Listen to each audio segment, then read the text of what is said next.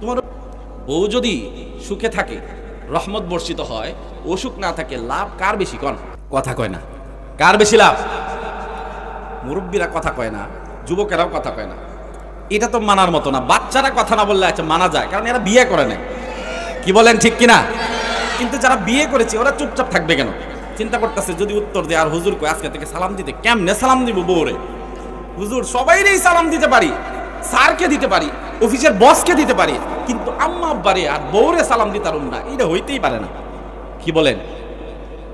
হ্যাঁ, বউ যদি ভালো থাকে আপনার লাভ, যদি সালাম দেন অসুখ হবে না। বউ যদি ভালো থাকে আপনার খরচ হবে না, ঠিক কিনা? আবার অনেকে আছে দেখবেন অন্য কেউ যদি অসুখ হয়, নিজের পোলামাইয়া যদি অসুখ হয়, দৌড়ে গিয়ে ওষুধ নিয়ে আসে, কিন্তু বউয়ের যদি একটু জ্বর টর হয় ওষুধ আনতে নারাজ, কই আরেকদিন দেখ গেলই, ঠিক কিনা কয়? হ্যাঁ, না, এমন করা যাবে না। রেসপন্সিবিলিটি থাকতে হবে। নবীজি বলেছেন কুল্লুকুম রাইন ওয়া কুল্লুকুম মাসউলুন আন রাইয়াতিহি, ঠিক কিনা কম? প্রত্যেকেই দায়িত্বশীল, এবং দায়িত্বশীল যারা সবাইকে জিজ্ঞেস করা হবে তার দায়িত্ব সম্পর্কে। সুবহানাল্লাহ বলেন। ইসলামিক সৌন্দর্য কত চমৎকার। মা বাবাকে সালাম দেই না, সবাইকে সালাম দেই।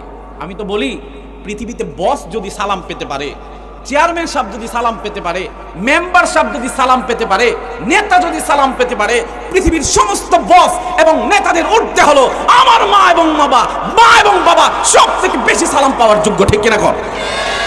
মা এবং বাবাকে সব থেকে বেশি সালাম দিতে হবে, ঠিক কিনা? কিন্তু আমরা মা বাবাকে সালাম দেই, শরম করে, এটা তো সম্ভব না। মা রে বাপারে কেমনে সালাম দিব হুজুর?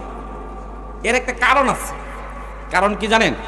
কারণ আমরা যারা আছি মা বাবা, আমরা যারা মা বাবা আছি, ইসলামের সৌন্দর্যটাকে মেনে, ইসলামের আদেশ মেনে, বিশ্বনবীর কথা মেনে আমরাই তো ছোট সময় বাচ্চাদেরকে সালাম দেই নাই, ঠিক কিনা? এই সালাম দেওয়ার পরিবেশটা আমার ফ্যামিলিতে কায়েম করি নাই। সালাম দেওয়ার যে চমৎকার সিস্টেম, এটা আমি আমার বাচ্চাদেরকে শিখাই নাই। তো আমার বাচ্চারা কিভাবে সালাম দিবে?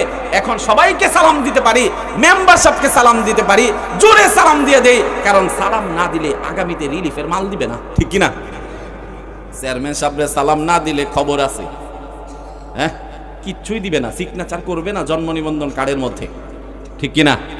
হ্যাঁ, বিপদ পড়লে কাজ করবে না, এরে সালাম এই দেয় না, এরে কি সিগনেচার দিব? এই সালাম সম্মানের নাকি অনিষ্টতা থেকে বাঁচার? আল্লাহ।